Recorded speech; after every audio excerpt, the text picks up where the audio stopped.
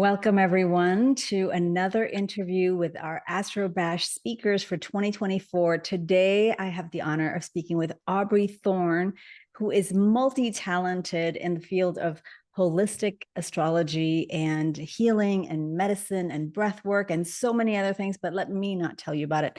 Let's welcome Aubrey so she can tell us all about it. Hi, Aubrey. Hi, Magna. Thanks for having me on to talk.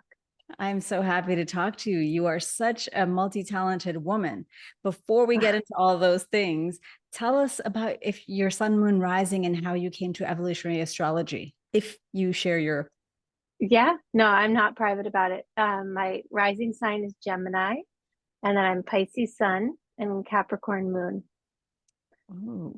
And what Yeah. brought this beautiful combo to evolutionary astrology?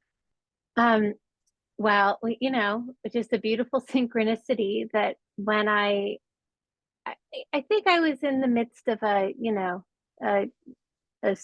switching streams, and I probably didn't know it at the time.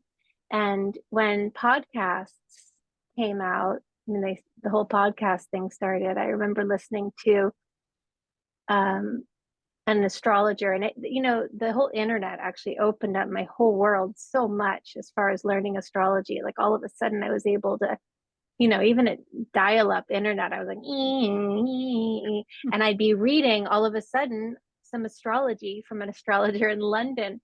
And so it opened up my eyes to, what astrology really was. And then I was listening to podcasts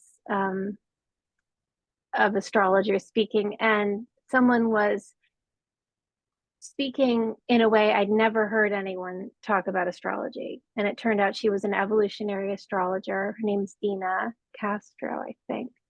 And I just was floored because my only exposure to astrology was horoscopes, maybe the popular astrology birthday books, and Linda Goodman's love signs, and I still bought into all of it and loved it so much, but it just didn't have like this, I don't know, this spiritual depth and connectedness to human experience that I recognized as anything deeply worthwhile, right? It was just sort of fun.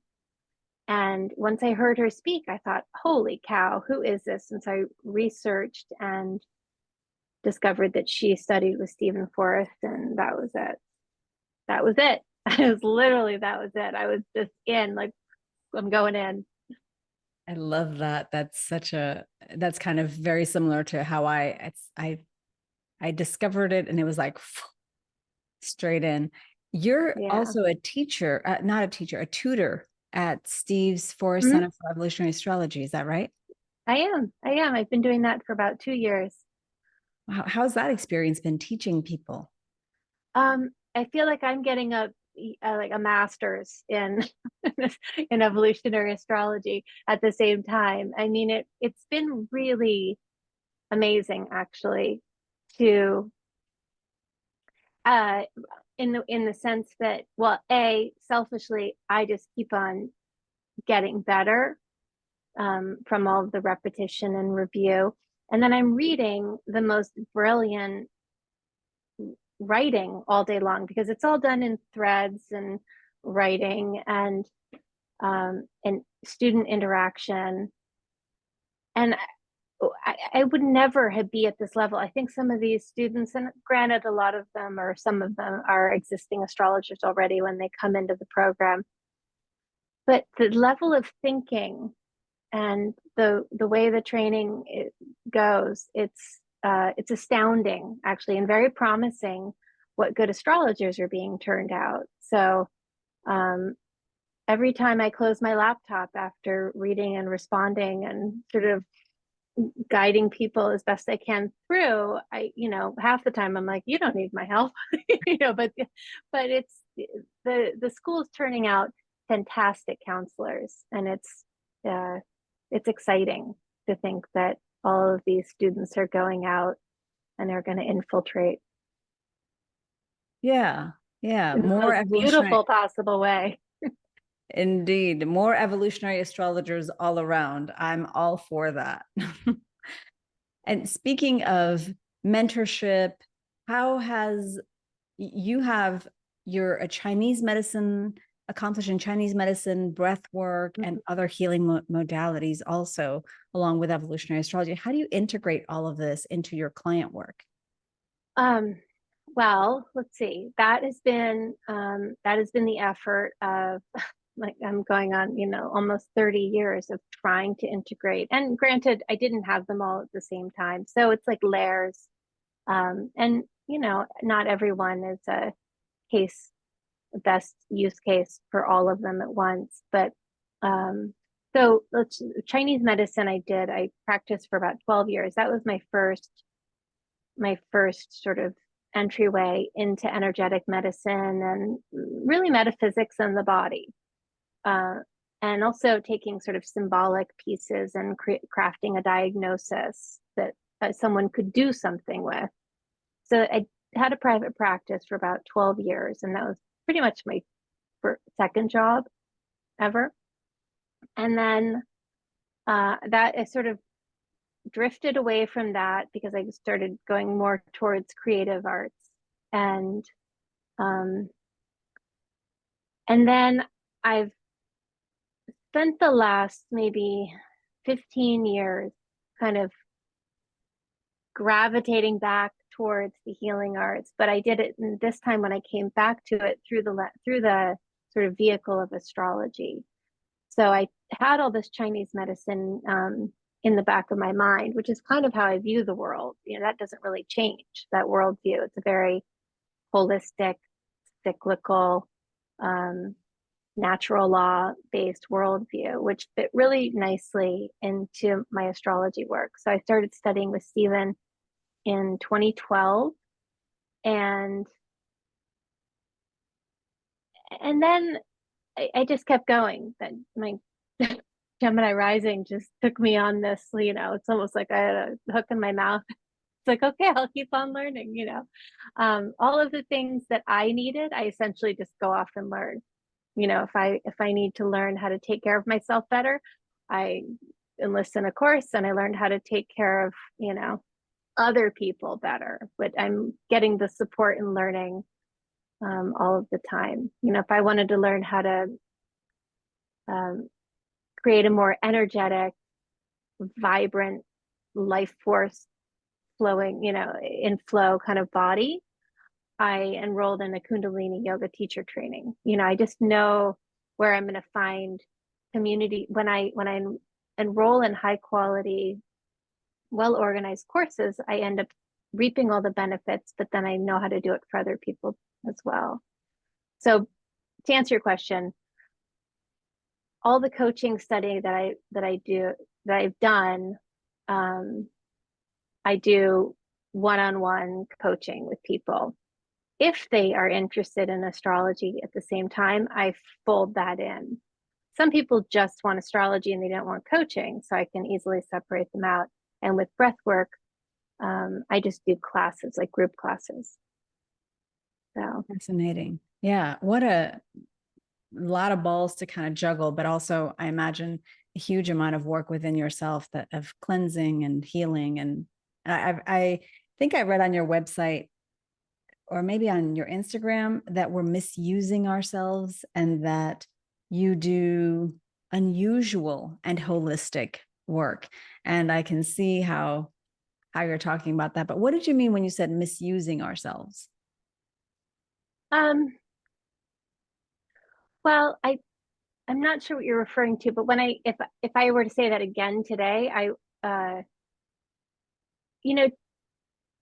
me, one of the most important premises of any healing is that we're not broken.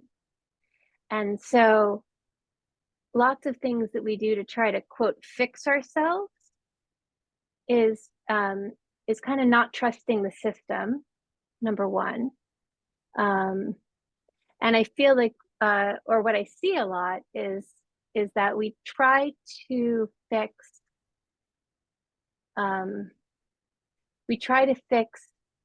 say certain problems and issues that we have with the wrong tools. Like I think human beings try to fix a lot more than needs to be. We try to use our intellect to fix ourselves. And our intellect isn't isn't isn't always, or I'm going to say isn't often the best place to start for solutions.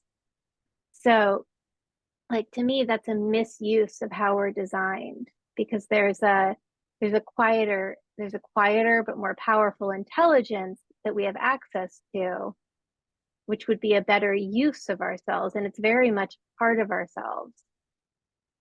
So I feel like practices and tools that point us towards seeing our truer nature, the quieter, wiser part of ourselves that really has the solutions and the answers and the remedies that we're seeking, is a better use of our system. And then the intellect is good for what it's good for, but it's not always fixing a problem that's not there. Does that make sense? Yeah, it's I'm not interesting. sure exactly what quote you're talking about, but that's how I would categorize a misuse of how we're designed. Yeah, I think it was an Instagram post that you had, one of your more recent ones, but I'm not an Instagram user, so it could have not been a recent one. I don't I know. don't know. I say But all sorts of things that I don't remember afterwards also, even if it's an Instagram post. I'm going to go back and look. yeah, well, you know, it's such an interesting answer for somebody with Gemini rising, but it's like you're bringing in that Piscean piece, balancing the Gemini, and it's like, okay, we have to come back to wholeness and use the intellect where it's necessary, and then allow the wholeness to dictate, and the intuition and all that to dictate a little bit more. That's a nice balance of your top three. It So can be. It yeah, can be. It can be a battle too. I can imagine. I can imagine. Is this so? You are going to be speaking at Astro-Bash for the very first time. What made you want to come to Astro-Bash to speak? Well, I wanted to come last year, and I wanted to speak. So when I saw the call for speakers, I said, "Great, I want to speak, and I want to be an Astro-Bash." So I've been trying to get more workshops and speaking opportunities off the ground. So, I, I really I love evolutionary astrology so much. I think I'm constantly drawing these sort of bridges and parallels, bridges to other fields of study, and also parallels with other healing healing tools. And I feel like it is an astrology that can be shared um, with other fields. It fits in nicely with other paradigms. And one of the places I've been experimenting with it for about 3 years is with medical astrology. And um, so I think I just love it so much. That's what I want to speak about. And basically, I just did something impulsive and applied to speak, and thought if I'm meant to speak about this, then it'll come fast. And it has. So you're going to be speaking about medical astrology and its intersection with evolutionary.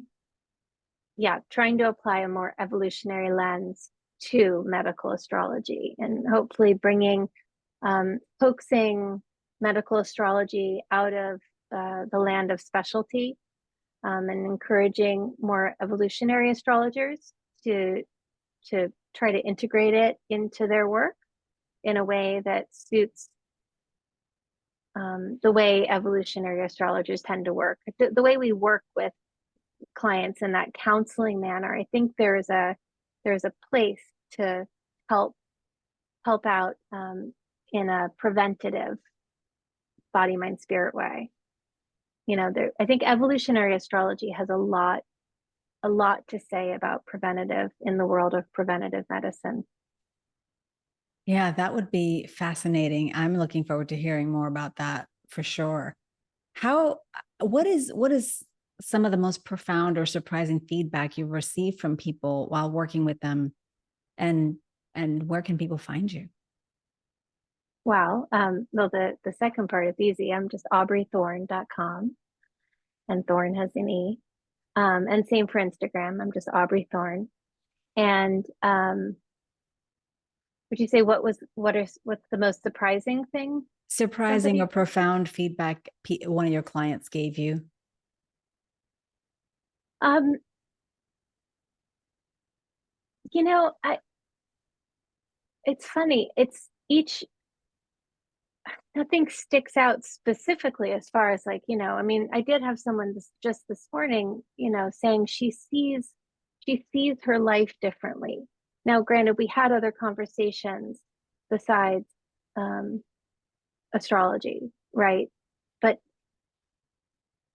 the foundation of a reading helps in an evolutionary astrology reading seems to help people see themselves in such valid and compassionate ways that it's like once you see yourself through this lens, they don't unsee it, and I feel that people are the clients that I speak to end up feeling much kinder towards themselves, much more forgiving. It de-escalates stress, that's running in the system. It really turns down the overthinking function in a way where someone can kind of settle into an, oh, that's why, or that feels true.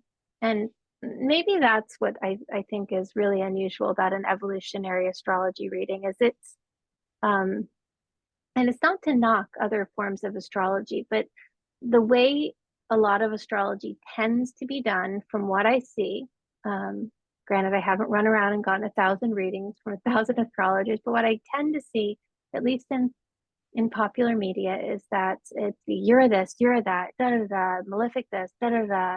It's very rapid fire. Um, like there's no listening, there's no questions being asked, there's no curiosity on the part of the astrologer. It's just a let me rapid fire hammer you with all the things that I see about you, almost like a astrology as an accusation, right? And granted, those accusations can be accusations of greatness, but I what I've found is that my clients tend to feel seen, but also listened to. And I think that's because of what I'm saying, because Lord knows I barely stop talking during a reading. It's like a fire hose. But in that, people end up feeling seen. And when people feel seen, um, something happens when they start to see the truth of who they are, and they start to soften, and they start to just feel less stressed, and healing happens. And healing happens 90% of the time up here. So I know that's a non-specific answer, but I do hear it over and over again, sort of as feedback of like, oh, wow, I that was that was amazing. And what was amazing was to see themselves as completely, perfectly, uniquely designed. Amen. Indeed, I feel like that's one of my favorite things also about evolutionary astrology, that there are no broken charts, there are no mistakes in the chart, and we are perfect exactly as we are. And Yeah. I don't think seen and heard is a small thing in a world where, we're so distracted to actually make time to really listen to somebody and then have them feel seen and heard and reflected. It's beautiful. It's And beautiful. then they can see possibility in their lives and then do something creative with it. That's what's so cool. It's like, you can't